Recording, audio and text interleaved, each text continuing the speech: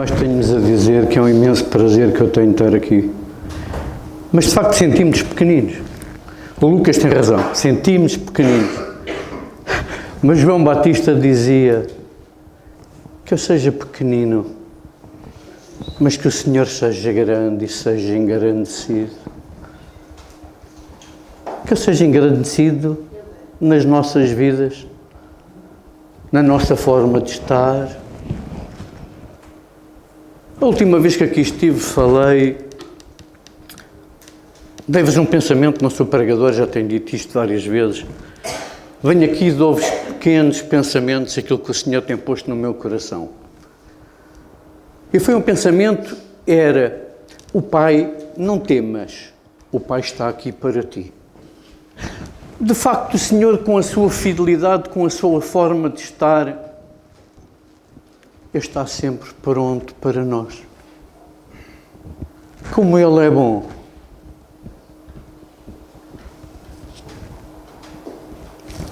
De facto, o meu Deus é grande. No Salmo 100, versículo 5,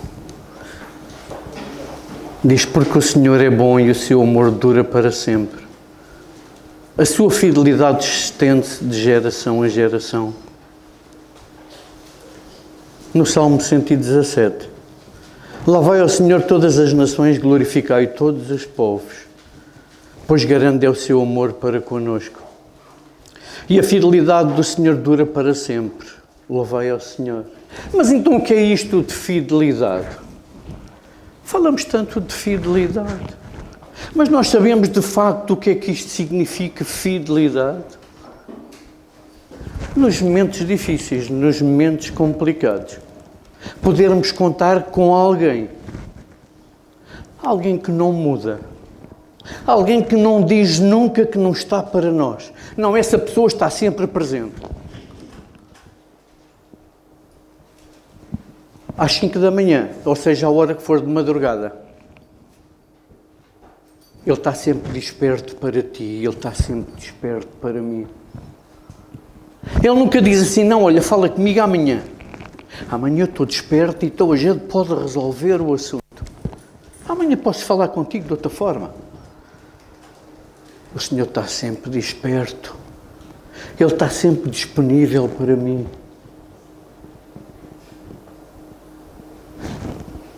Outra questão que eu também coloquei, e a minha fidelidade do Senhor? Até que ponto é que eu estou pronto para o Senhor? Será que eu também posso dizer assim, Senhor, eu estou aqui para ti e estou sempre para ti? Seja qual for o problema, seja qual for a missão que tu me dás. Na altura, quando tive este pensamento, o Pai está aqui para ti, pensei assim, olha, uma boa oportunidade para falar agora, então, e nós? E nós, os filhos do Senhor, os seus filhos, fomos salvos pela sua graça, será que também estamos prontos para Ele? Uma boa questão, de facto. Em qualquer altura, em qualquer situação,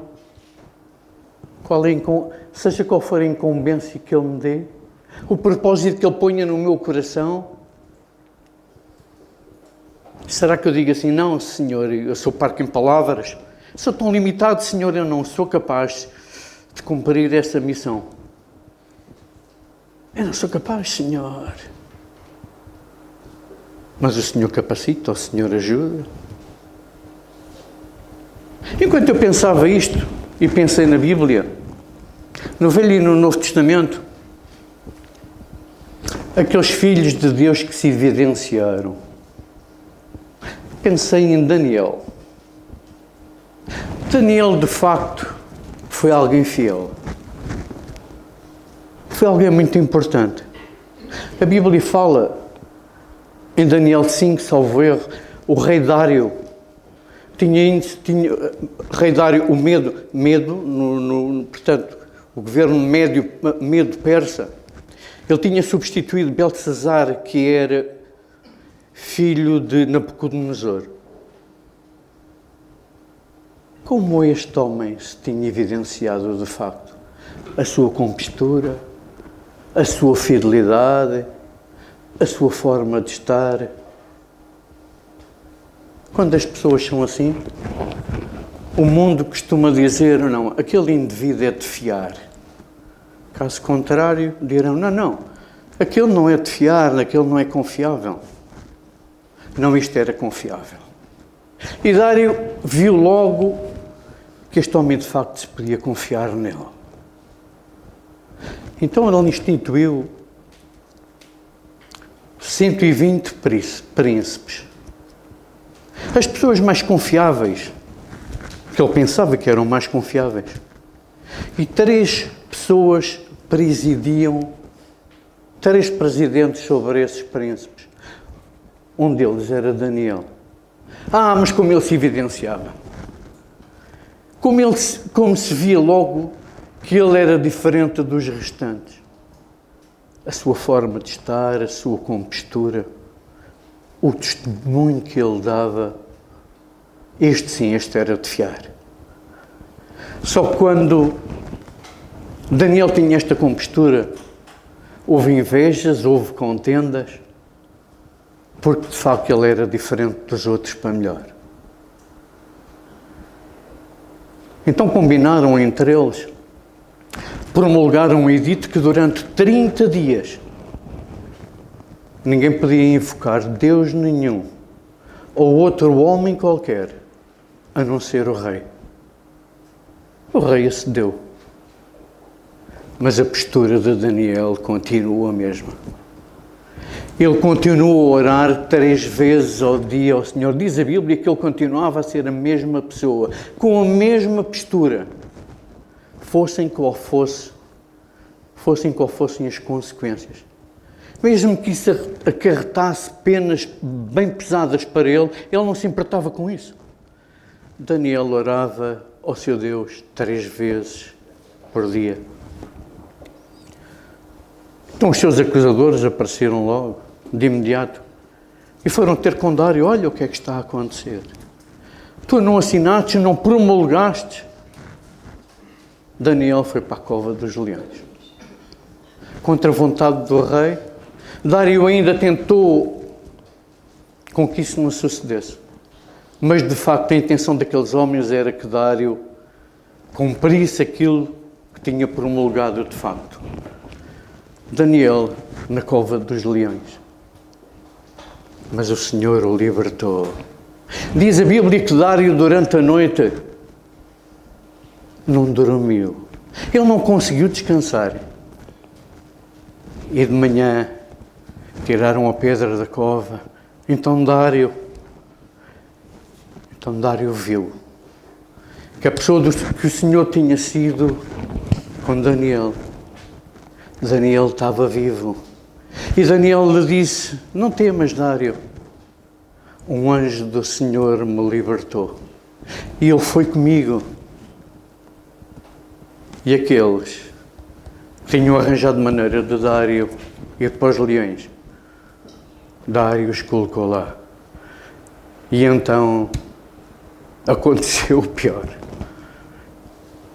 De facto, quando nós somos fiéis à pessoa bendita do Senhor Jesus Cristo, como é bom, como o Senhor nos recompensa, como Ele nos ajuda, como Ele recompensa a nossa fidelidade. O Lucas falou também no outro domingo sobre Abraão. Eu era para não falar, mas de facto é imperdível. Nós, quando falamos sobre fidelidade, temos sempre que ir a Abraão. Não podemos passar ao lado, de facto. Não vou adiantar nada, nem vou dizer nada que o Lucas não dissesse. Mas diz a Bíblia que Abraão tinha um filho, mas não era de Sara, era da serva de Sara. E Sara realmente se inquietava porque não conseguia dar à luz um filho a Abraão. O filho que ele tinha da serva de Sara era Ismael. E Sara era zombada por aquela mulher porque não conseguia ter filhos. E o Senhor olhou para a aflição de Sara e o Senhor lhes disse, que eles iam ter um filho. Aquele era o filho da promessa. Como aquele filho era o filho desejado. O filho que eles tanto tinham ambicionado. Não, aquele não era um filho qualquer. Nós amamos tanto os nossos filhos. E a senhora lhe disse um dia, olha, oferece o meu filho. Oferece-me o teu filho. Sobe ao monte e oferece o teu filho. Tantas e tantas vezes quando eu vejo esta passagem,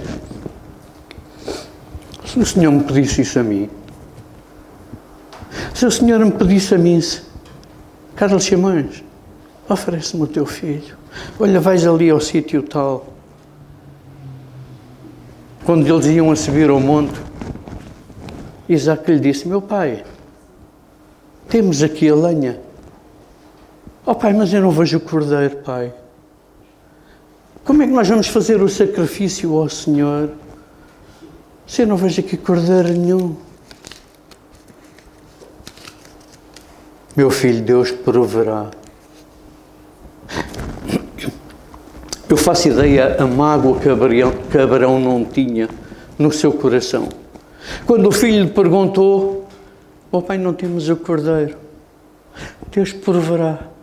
O que é no coração daquele homem? Quando ele tinha preparado realmente tudo para imolar o seu filho, o Senhor lhe disse, não faças tal. Estava um carneiro preso e não foi preciso oferecer realmente o seu filho. Realmente, como ele foi recompensado. Como a nossa fidelidade é recompensada perante o Senhor. Outra passagem também, que eu fico maravilhado, é uma passagem que nós também conhecemos sebejamente. Davi, aquele herói improvável, com tantos generais, com tantos indivíduos tão capacitados, aparentemente tão mais capacitados de Davi.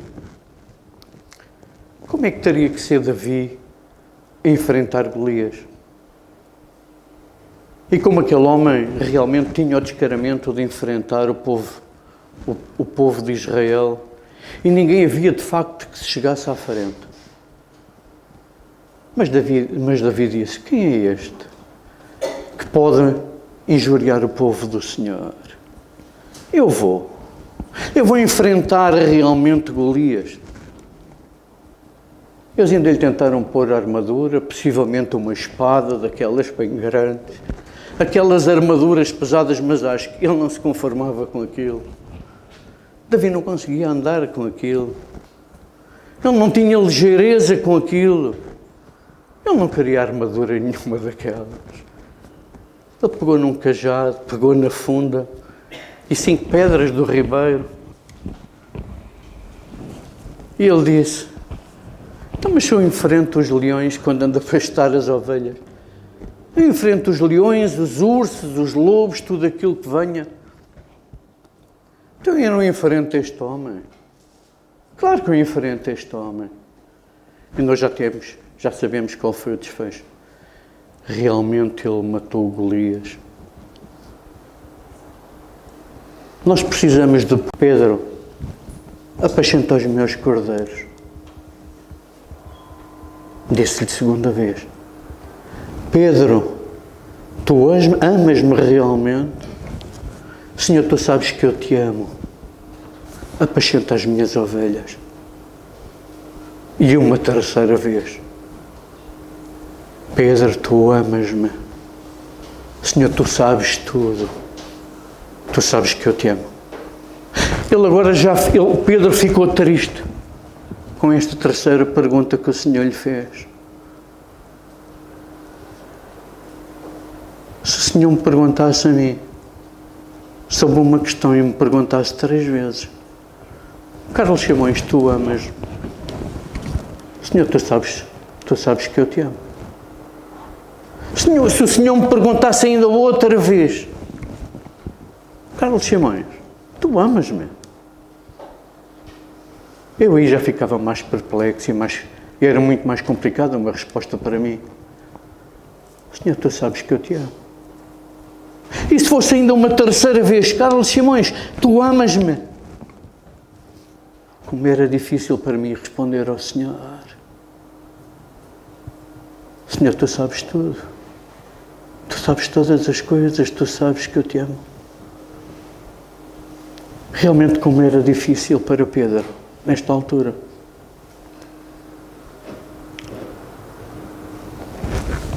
Se fosse possível, agora, sobre a história da nossa vida, que registro é que está a ser feito, que registro é que o Senhor está a ser feito da minha vida agora, pensei eu. E quando eu lia estes percursos destes filhos de Deus no que respeita à sua fidelidade, eu perguntei: que registro estás tu a fazer da minha fidelidade, Senhor? Que postura tenho eu tido? Qual é que tem sido o meu comportamento até agora? De facto, muitas coisas que eu fiz, muitas, mesmo muitas, nessa altura agora teria procedido de outra forma. O diabo é muito astuto. E para nós não perseguirmos o caminho da fé com a ligeireza que o Senhor quer e pretende, coloca-nos às costas uma mochila com muito peso. Melhor ainda, mochila não.